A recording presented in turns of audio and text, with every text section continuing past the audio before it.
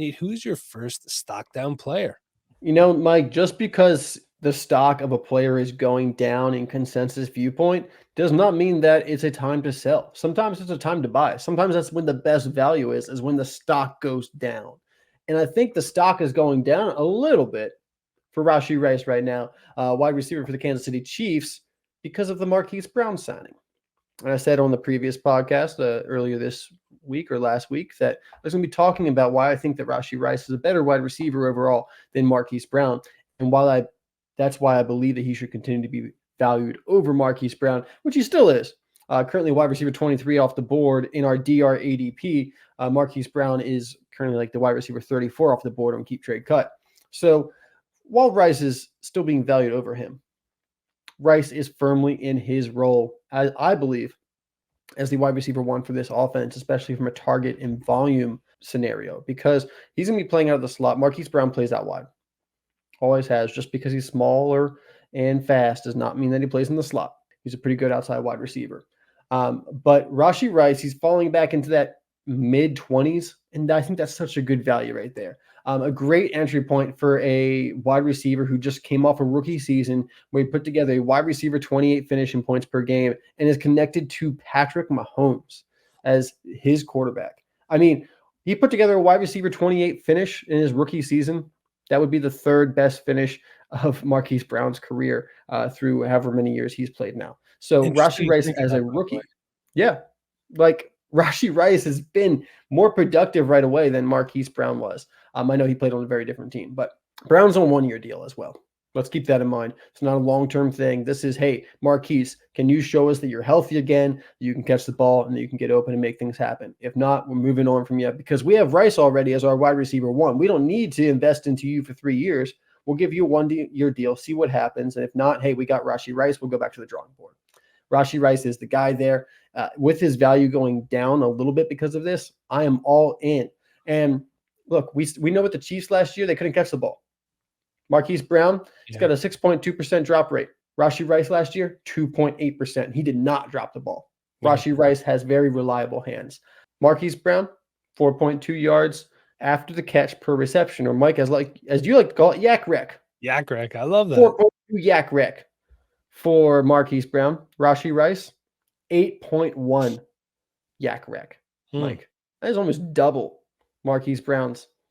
So once I'm saying like this, you're getting a guy in Rashee Rice who not only just handles really good volume, doesn't drop the ball, creates yards after the catch, connected to one of the best quarterbacks in the entire league, and he had the third best yards per route run of any rookie wide receiver last year, behind only Puka Nacua and Tank Dell. Rashee Rice is the real deal. If this is going to lower his value, that is a buy opportunity for you. I'm looking at the 108, the 109, the 110, whatever it is. One of those picks outside the top 7, I can move for Rashee Rice. I feel like I'm getting a really good deal there.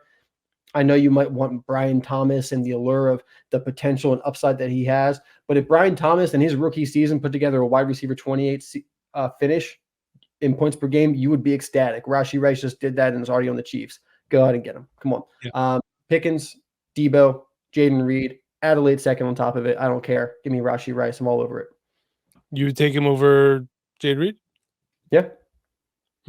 Absolutely. I have a hard time parting with Jaden Reed. I love Jaden Reed. I have a hard time parting with Jaden Reed as well. But if I want to win games, then I'm going to take Rashee Rice. Fair enough. Okay. I don't hate where your head's at there. Let's talk about my guy. It's Tennessee Titans running back Tyjae Spears. Oh, man. The time to sell might be past already. And I'm not saying that the signing of Tony Pollard makes him irrelevant, but it definitely diminishes his role overall because now there's competition there. And look, the fact of the matter, this wasn't a really small deal. This is 3 years, $24 million. We got 4.49 guaranteed, source over the cap.com. It's a 3-year deal, man. It's $24 million. That's money.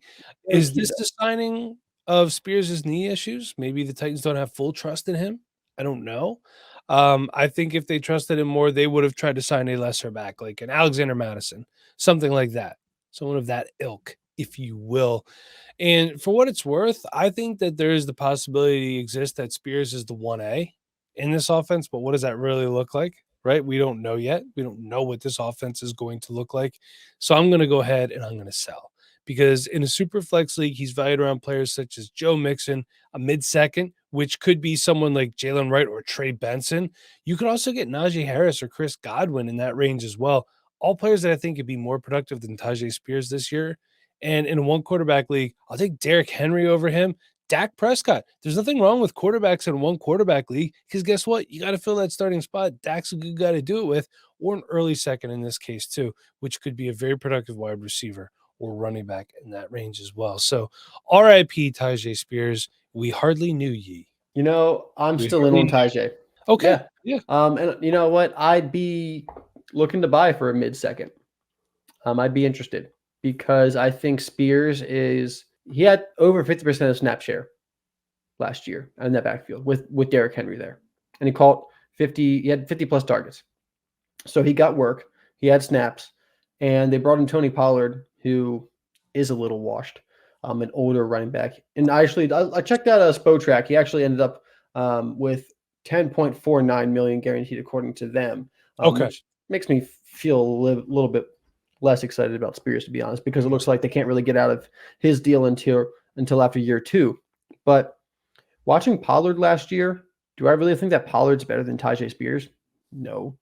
And with Spears already having 50+% of the snap share last year, I think Pollard, I know he's he's not a backup, but I think this is truly going to be like a 1A, 1B. And Spears is going to be getting the receiving work, which is more valuable. I'm still in on Spears. All right. So Nate's still on Spears, but I'm kind of surprised about your next guy here because I know you're a fan. Stock down for who here, Nate? Stock down a little bit for DJ Moore. And maybe not a ton because, hey, Caleb Williams is showing up there, and that's an improvement over Justin Fields from a passing perspective. Actually, from an everything perspective, I know you guys love Justin Fields. I do too. Maybe not as a runner, though. Not as a runner. It's true. Because you know what? I will say this one thing that it surprised me about watching Caleb Williams film. I thought he would be just a better runner overall. He doesn't really look to run that much, which if you think about it, it's really what you want from a quarterback. It's like the Mahomes thing. Yeah. I just kind of expected more there. Not that that's a knock on him by any means. Just saying I was surprised by what I didn't see from him in the running game. But please proceed. Yeah. So DJ Moore coming off a career year where he had 132 targets, 96 receptions, caught 72.7% of them, which was the highest of his career, 1,364 yards, and 8 touchdowns. Outside of the targets, the receptions, the catch percentage, the yards, and the touchdowns, all career highs. And he's had a pretty impressive career so far. But all of those were career highs. I know he's getting a quarterback upgrade, but still a rookie quarterback coming into the NFL. Keenan Allen was just added to this team. I still expect them to add another wide receiver. They let Darnell Mooney walk. They're rumored to take a wide receiver at 9 in the first round, which if they took like a Rome Odunze, that obviously really eats into DJ Moore's targets and volume as well. I think they're putting together a really good offense on paper. But for your fantasy football team, I'm wondering if there truly is enough volume and efficiency for this new offense to support a really good season from DJ Moore, a good season from Keenan Allen, and a good season from whatever wide receiver 3 they invest into with either a first round or a day 2 pick. There's just a lot of competition there. DeAndre Swift is also there, who catches a lot of balls out of the backfield. Cole Kmet is also there, who has become quite a good tight end himself as well. So there's a lot of competition. You got a rookie quarterback. I just don't see where the production can currently line up with how he's still being valued off that career year. I love DJ Moore too, and he's still, a young wide receiver. So if you have him, I don't mind holding on to him at all.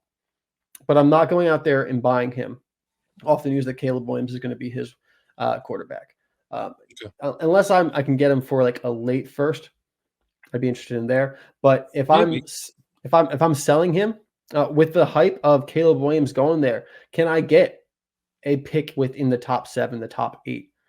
That would be really, really good. I don't know if I can, but that's what I would be looking for. I might add a little bit to DJ Moore. If I have to add like a late second to get like the 108, 107, I would be looking to do that. I think on a competitive team, I would be a little bit cautious to do that straight up, especially if we're relying on him. I still expect him to, probably have like a top 24 season. It's not going to just drop off the face of the planet. But I don't think we're going to see a top 12 season out of DJ Moore. I think he kind of goes back to what we've seen most of his career, where he's that just a really solid wide receiver 2 for your team. I think that's the expectation for him moving forward. So that's how I feel about DJ Moore. Not poo-pooing all over him, but I don't think, the insertion of Caleb Williams is going to equal, similar production to what he just saw, if not more, because of the competition added to his wide receiver room and a rookie quarterback more. There's going to be some time for Caleb to pull together. Unless it goes out there and looks like CJ Stroud, which we'll see. Well, let's get to our next stock down player. So I'm looking at Minnesota Vikings wide receiver Jordan Addison. Kirk Cousins is gone, and the Vikings have Sam Darnold as their starting quarterback. For now, it's going to go from him to, we're thinking JJ McCarthy. Maybe it's Bo Nix. Who knows? Who knows what they're going to do? But it's most likely, like I said, an underachieving veteran or a rookie. So can that player support arguably the best wide receiver in the NFL in Justin Jefferson and a potential top 5 tight end in TJ Hawkinson and Jordan Addison? I'm not so sure about that. And I think right now, based on his production last year, 70 catches for 911 yards, 10 touchdowns, I think you can sell fairly high right now. So if I could, I would like to sell if I could get what I'm going to talk about. Other than that, I will hold him. We'll say that. And Superflex, if you need a running back, he's valued around guys like Travis Etienne, Saquon Barkley, a late first, and Trey McBride. Be a good swap if you could get Trey McBride for Jordan Addison. I think it would be tough to do. Might have to add a little bit. Trey McBride, a top 3 tight end in the NFL. In one quarterback league, Zay Flowers, who's valued around there, a mid-first, and Joe Burrow. I would take those guys over Jordan Addison right now. If you can't pull off any deals that are of that ilk, I would gladly hold on to him, though. Overall, I still think he's going to be something good. I think it's just going to take a bit of a step back at the moment. These things happen, Nate. But I know you're still a Addison fan. They do. I'm a huge Jordan Addison fan, but I understand it. I'm not out here saying that, I got no worries about Jordan Addison, with JJ McCarthy or Sam Darnold or whoever it is. Gotta have a little bit of worries. There's definitely worries with the overall volume and efficiency, especially Jordan Addison, who ended up kind of being more of a deep threat last year than I expected. I still love the talent of Jordan Addison. I'm not actively selling him, but I think if you can move him and you need a running back, Travis Etienne, not a bad move. Zay Flowers, Trey McBride. I think those are good targets to, can you kind of sell high on Jordan Addison? And at this point, maybe not. Maybe you need to wait for JJ McCarthy to be drafted, and you need to wait for the Vikings to invest a first-round pick into a quarterback, and then you sell Jordan Addison. I don't know if the sell window is right now because the stock is down, but I think he's someone that you do have to keep an open mind with moving forward, that while the talent's there, the situation might not be there to give you as good a production this year. And if you can make a lateral move to another young wide receiver who has more upside this year, I think it could be a worthwhile move. Like I said, that's why if you want to sell a player, don't force it if you're not getting what you want. Just hold for the time being. I'd like to take a moment to shout out today's partner, Mint Mobile. You and I both know that you're probably paying more for wireless than you should be. I know I was. For as little as $15 a month, Mint Mobile offers you everything you need. Whether it's speed, coverage, data, access to 5G, or unlimited talk and text. Mint Mobile keeps prices low by operating off the nation's largest 5G network and operating exclusively online. And that means no more pushy sales reps or waiting in long lines. On top of that, switching is easy and customer support is easily accessible through the Mint Mobile app, all from the comfort of your own home. Since making the switch myself, I'm still enjoying all of my favorite YouTube videos, streaming services, and catching up on my favorite podcasts without any drop in performance quality. Start saving today at trymintmobile.com/Dynasty Rewind. The link will be on your screen in the YouTube description box as well as the pinned comment below. And for a limited time, try any 3-month plan for 50% off. This means you can try Mint Mobile Unlimited for 3 months for just $15 a month if you sign up today. Thank you so much for listening and choosing to support this brand. But with all that said, let's get right to the content you came for. But Nate, let's move on to your next stock down player. Stock down player, Brian Robinson, running back for the Washington Commanders. Currently in our DR ADP, going in the 8th round, the 5th pick, and RB18 off the board. Austin Eckler is there, Mike, and that is the reason that consensus stock view of Brian Robinson's down. Austin Eckler, who is 28 years old, almost 29, did not look good last year. Now, he did have an injury last year that he was dealing with, but even after he came back, just not the player that we were used to. But He continues to get targets. He was still top 5 in targets last year for running backs. I expect him to come into the Commanders and really take on that Antonio Gibson role, where he's going to be the main receiving running back, which is a shame because Brian Robinson, who we all knew was going to be the inside the 20s goal line guy, as well as the plotter in between the tackles, he did that. But as the season progressed, he started to get more receiving work. He had some big explosive plays off those screens, off those wheel routes, those little checkdowns. Brian Robinson had some weeks where he was truly an RB1, and he was, kind of evolving in front of our eyes that he was a coming all around running back. It was really exciting. I was trying to buy low on it because people were still doubting. Austin Eckler appears. He loses that receiving work, so his production is going to take a hit. But on the same side, I'm not convinced that Austin Eckler is going to be there for very long and be, someone that they're really having to keep off the field, because I think Austin Eckler is kind of washed. Does it happen right away? No. He's going to be there this year. He's going to get targets throughout the year. He's going to get volume throughout the year. Maybe by the end of the season, it looks a little bit different if he continues to trend downwards. Stock is definitely down for Brian Robinson. I'm trying to buy low, though, because Brian Robinson is falling to a part of the running backs where I start to like the value. And you know me, Mike, I only like running backs at value.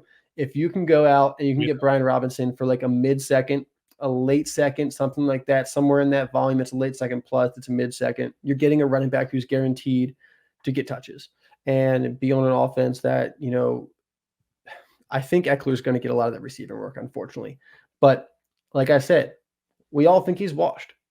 And if he continues to trend downwards, that means Brian Robinson will trend upwards.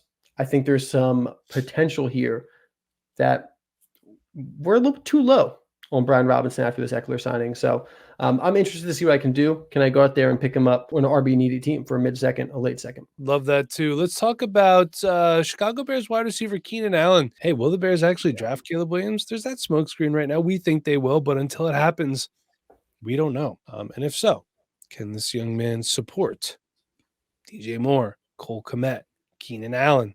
Keenan Allen's the guy that demands targets. Will he get there? I don't know. It's going to be interesting to see how things get divided up. He did miss 4 games last year with heel soreness. He's going to be 32 by the time the season starts.